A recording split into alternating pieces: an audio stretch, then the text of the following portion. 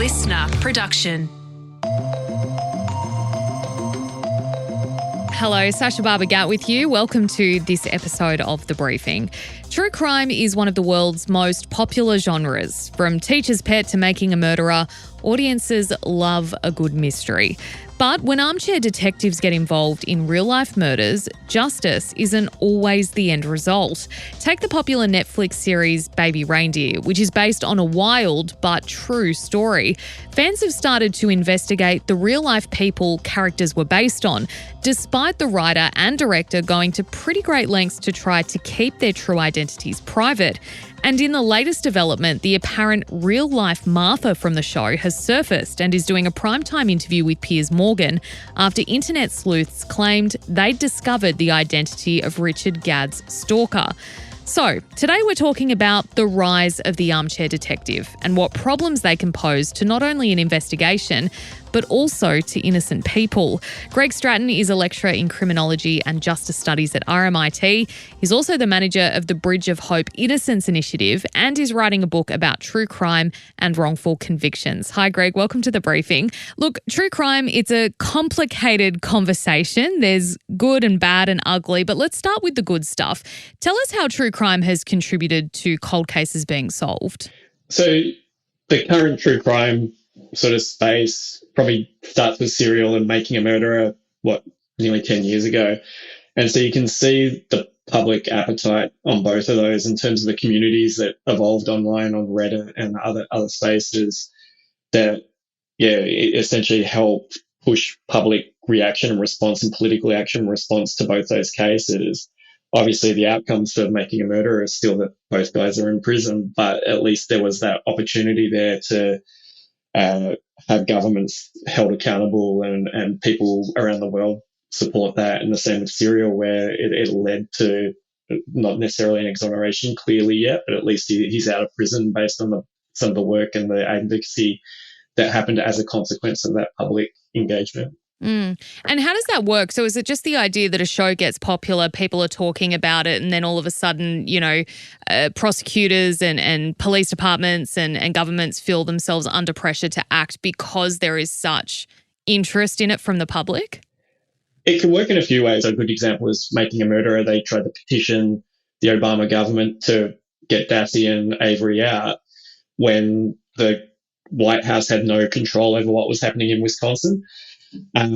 So you can have that mismatch happening. But what it does do as well is that it can bring, and especially with these armchair detective types ideas, that you can have evidence come forward that wasn't necessarily available before because someone held on to a recording or someone knows one of the witnesses or something like that. So the publicity around that case can actually open new avenues that maybe hadn't been thought about before.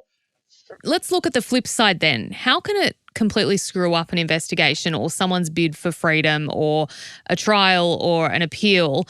Where are we seeing, people getting so involved from their armchairs having a negative impact on cases? In the true crime space, it's a bit rarer, but what it can do is you can obviously have a backlash towards families and victims. In that sense, in the sense of the public being on the side of the family and the victims, I suppose is a better way to word that where there might be the idea behind the creation or the community that justice needs to be served and we need to get this person out of prison or we need to find the right, the offender or whatever. Sometimes it can have that backlash that actually we got this wrong, or the more conservative, often side of politics tends to maybe dig their heels in a little bit and not want that change. The place that it's happened more regularly and more recently is obviously with what happened in Bondi and some of the armchair sleuthing about who did it. Then that narrative is really, really hard to overturn. And it sort of plays out in the same way that this sort of true crime space plays out, because often what happens publicly in that space turns into true crime 10, 15 years later, sometimes in terms of the production.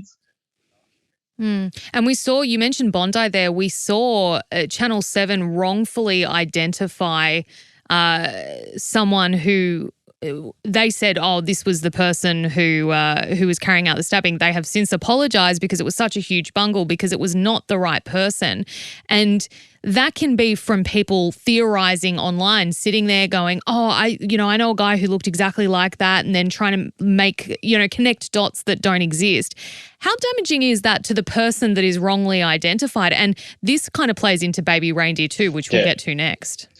Yeah, well, and that's sort of the connection I'm seeing with it. So the first version that I'm aware of with this is with the Boston bombing years ago, where someone was misidentified on Reddit wrongly as being one of the two guys that were involved in it. And that had serious consequences for him. Another guy that was misidentified, where he was missing, turned out that the guy had died previously and was missing, and his family had hope. They had hope that he was alive. And so you have this consequence that way. And so the impact and the damage, it goes back to what the narratives that happen in the media, they're really hard to peel back. Once it's there, it's hard to take it off. And so potentially for this guy that was wrongfully identified, if you search his name is probably going to pop up with that event. Hopefully not for the rest of his life. Hopefully there's the right to forget, and hopefully Google and things like that can change it. But it's going to be associated with him forever, even though he had nothing to do with it. So the impact there is, it's tangible, but also intangible, because we don't know unless you're that person experiencing it. Yeah, exactly. Look, with Baby Reindeer, if you haven't seen it, there's someone who carries out quite a high level of abuse in the show, and people are trying to, and because it's based on a true story, people are trying to figure out who the abuser was. And they identified someone who has already come out to deny that it was them, and the creator of the show has also come out to deny it was them. And Richard Gatt, who made Baby Reindeer, also said, please don't try to identify the two main, protagonists in this story, because I don't want you to. That's not what this show is about. My question to you then, Greg, is what is it about this true crime genre that elicits such a response in people that they want to be the sleuths? They want to be searching. They want to find the answers, even when the creator of the show says, please don't. There's probably two elements to it. So in terms of the identifying the people in that show, so there's the abuser and the stalker, I suppose, are the two people that people online are trying to find. Is, at least with the abuser, to my understanding, is it probably there's a celebrity element to this, by the sounds of it. So I think there's that celebrity notion and that titillating type idea about that there's celebrity involved and who is it and who done it. And I think if you link that into other things, especially what's happened in the UK with celebrities and sex scandals and abuse scandals that have happened there, that's probably an attempt by people in the public to sort of connect those dots and understand it. And it's sort of, again, all of this is human nature, I suppose, is like we want to know, we're invested. So there's a fandom that exists in this as well. So you get invested in a show. Netflix has a bunch of stuff around algorithms where they know when people are hooked on a show, they understand what's happening with the audience. So they know that if people get past episode 3, often in a lot of series, that they're going to be hooked for the rest of the series. And that's a significant audience when you put it globally. And so they want to engage, and audiences around the world over the last 15 years, there's sort of been this idea of convergence culture where we both produce and consume material at the same time, or content at the same time. So we watch a show, but we also feel like because of the options that we have with digital technology, we want to be involved in some way. So we either create fan fiction, or we do more investigating, or we try and solve the case, or we understand more about the actors. And we do this at a really micro level. I'm assuming at least a lot of people, I don't know about yourself, but like I'll be watching a TV show and I'll put IMDb up to see what actor was in another thing. So there's like, you do that little bit of sleuthing in real time while you're watching it. This is a step further than that, I suppose, is trying to create some connection or tension between the real world and the fictional there. The other side as well is that we like to get out of our boring lives. Most of us have pretty boring lives, unfortunately. and so connecting on something that's a bit more interesting than our day-to-day gives us a bit of purpose. And that's why entertainment exists. That's why we watch what we watch. It's why we get invested in what we watch, because it's a bit of a distraction from monotony sometimes. True crime is so popular. It is so pervasive. I don't think it's going anywhere. Do you think there needs to be more, I don't know if regulation's the right word, but expectation around audiences of true crime genres to take it as quote unquote entertainment and nothing else? Don't push it further. Are there laws in place that try and avoid, what we have seen with some cases with people getting too involved? Yeah, it's an interesting space. Like, I sort of see true crime as a inert, and it's how we use it as audiences and how we use it for good or, more nefarious ends.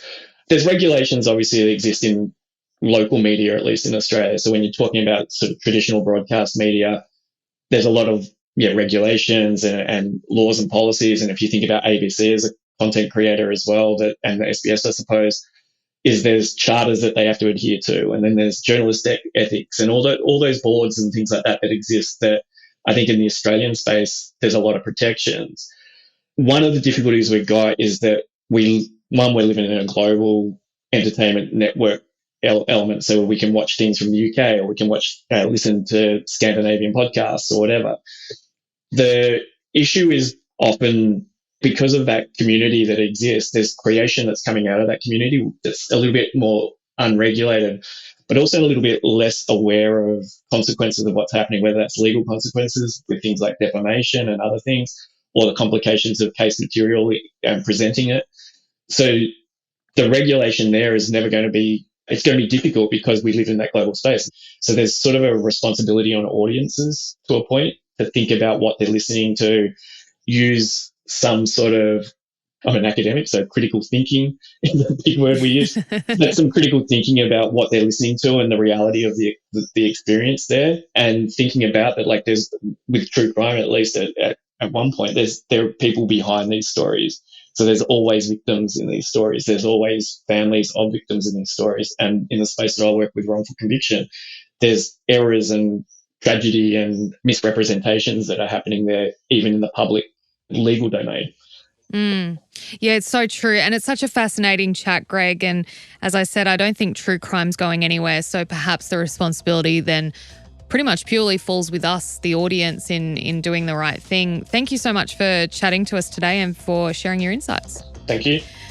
Thanks for listening to today's briefing. That is all for this episode. A reminder, we put out full eps of our weekend briefing chats on YouTube. Search Listener Newsroom to see them.